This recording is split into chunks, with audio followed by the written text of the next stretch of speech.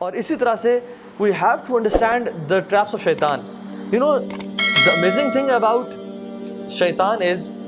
he is very patient. وہ بہت صبر سے چلتا ہے، آہستہ آہستہ آہستہ آہستہ آہستہ آپ کو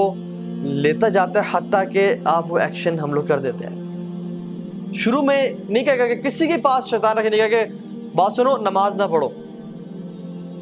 بات سنو زنا کرو، کبھی نہیں کہے گا۔ کیا بولے گا کہ ٹھیک ہے نماز پڑھ لو، اچھی بات ہے، بہت لازمی پڑھنی ہے، نماز نہیں چھوڑ سکتے ہو، لیکن ابھی تو 3 گھنٹے پڑھے نماز کی قضا ہونے میں، ابھی تو تم یہ گیم کھیل لو یا اس دوست سے فون میں بات کر لو، وہ جو تمہارا کام ہے پریزنٹیشن بنانی ہے وہ کر لو، بعد میں پڑھ لینا، ٹائم ہے ابھی۔ اور آپ کام کرنا شروع کرتے ہیں اور گھنٹے بعد آپ کو یاد آتا ہے کہ نماز رہتی ہے، پھر آتا ہے کہ نماز پڑھو گے، تم چھوڑنے کا تو سوال نہیں پیدا ہوتا، لیکن پہلے یہ کام کر لو، پہلے اس دوست سے کال کر لو، یا پہلے یہ چیز کر لو، تمہارا ہوم ورک رہتا ہے یا تمہارا یہ پروجیکٹ رہتا ہے، اس پہ تھوڑا کام کر لو، اور آرام سے فری ہو کے دل کی تسلی کے ساتھ فوکس ہو کے نماز پڑھنا۔ تو آپ کو اس نے کیا کہا کہ پرائورٹی تمہاری یہ ہے، جب فری ہو جاؤ گے پھر نماز پڑھ لینا، اور آپ اس میں انوالو ہوئے حتیٰ کہ 2 گھنٹے گزر گئے اور آپ کو اچانک سے یاد ہے کہ اوہ نماز چلی گئی، اور پھر آتا ہے کہ آپ کیا قضا پڑھو گے تم، اور اب عصر کی نماز کا ٹائم ہو گیا ہے، تم نے فجر بھی چھوڑ دی، ظہر بھی چھوڑ دی، اب تم عصر کے سامنے اللہ کے سامنے کھڑے ہو گئے، اب کل سے 5 وقت کی نماز پڑھنی ہے، اور پھر آپ کہتے ہیں ہاں میں کل سے 5 وقت کی نماز پڑھوں گا، اور یہ کل کبھی نہیں آتا، حتیٰ کہ انسان کورٹ میں چلا جاتا ہے۔ یہ میں اپنا پرسنل ایکسپیرینس بتا رہا ہوں آپ کو۔ میں جب یونیورسٹی میں تھا، when I was not practicing، یہ تو میرا حلیہ بالکل بھی نہیں تھا، اور ہم لوگ برائی میں تھے، تو میں اس چیز کو سمجھتا تھا کہ نماز بڑی امپورٹنٹ ہے، لیکن ہوتا کیا تھا کہ چلو ابھی ٹائم ہے، پڑھ لیتے ہیں پڑھتے ہیں، اور کرتے کرتے ایک نماز چھوٹی، 2 چھوٹی، اب کل سے پوری پڑھیں گے، باقی بھی چھوڑ دی ساری، اور کل اگلے دن صبح اٹھے ہی 8 بجے، او فجر گئی،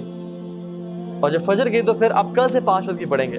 So this is how شیطان plays۔ اسی طرح سے زنا کے معاملے میں، فورنیکیشن کے معاملے، وہ نہیں کہے گا کہ چلو یہ عورت ہے اس کے ساتھ تم بدفعلی کرو، وہ کہے گا کہ she is so friendly، اور کتنا برا لگے گا کہ تم اتنے روڈ بن کے رہو اس کے سامنے، اور کسی کا دل دکھانا کوئی اچھی بات ہے، تو اسے حال چال تو پوچھو، صرف کام کی بات یہ تو بدتمیزی ہے۔ اور وہ کرتے کرتے آپ کام کی بات پوچھیں گے، باتیں کرتے کرتے فیلنگز ڈیولپ ہونا شروع ہو جائیں گی، اور آپ کے ذہن میں بہت سارے خیالات اس کو حسین کر کے، حدیث میں کیا آتا ہے، اللہ اکبر، اللہ کے نے فرمایا کہ شیطان نامحرم کو تمہارے ذہنوں میں حسین کر کے پیش کرتا ہے، وہ اتنی خوبصورت ہوتی نہیں ہے جتنی وہ خوبصورت کر کے تمہارے سامنے پیش کرتا ہے،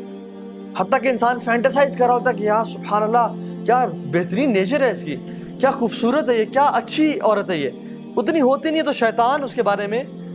وہ کر رہا ہوتا ہے، حتیٰ کہ آپ کے دل میں اس کے لیے پیار محبت ڈیولپ ہو جاتا ہے، and you die to meet ہر۔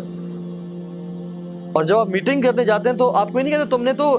یہ چیز ذہن میں نہیں ہوتی کہ تم نے اس کے ساتھ برا گناہ کرنا ہے، بس ہوتا ہے کہ we'll just meet, I'll just see her, I'll maybe propose her or something، لیکن what happens is ہمارے پاس کاؤنسلنگ میں لڑکے آتے ہیں اور کہتے ہیں کہ ہاں بھائی ہمارا ارادہ بھی نہیں تھا،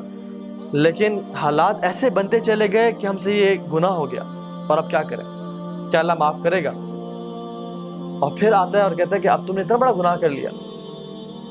اب تم اسے چھوڑ دو گے، یا تمہیں اللہ تعالیٰ معافی نہیں کرے گا، تم کس طرح رب کے سامنے معافی مانگو گے، تم نے تو یہ پرومس کیا تھا کہ میں یہ گناہ نہیں کروں گا۔ تو اللہ سے بھی نا امید کرتا ہے۔ آدم علیہ السلام سے اس نے یہ گناہ کروایا نا، لیکن توبہ کروانا، کیونکہ فرسٹ ایکسپیرینس تھا اس کا آدم کے ساتھ علیہ السلام، توبہ کروانا جو ہے نا اسے نا امید نہیں کر سکا۔ آدم علیہ السلام نے کیا کیا، ربنا ظلمنا انفسنا وان لم تغفر لنا وترحمنا لنکونن من الخاسرین۔ تو اس نے ارادہ کیا کہ آج کے بعد میں ان کو گناہ بھی کرواؤں گا، اور کہوں گا کہ تم اس منہ سے توبہ کرو گے، 100 چوہے کھا کے بلی حج کو چلی۔ یہ جو باتیں ہیں نا کہ اللہ سے نا امید کر دینا، this is how شیطان plays۔ تو we have to understand کہ ہم نے شیطان کو ٹیکل کہاں پہ کرنا ہے۔ The first thought comes to our mind، اس کو وہیں پہ روکنا ہے۔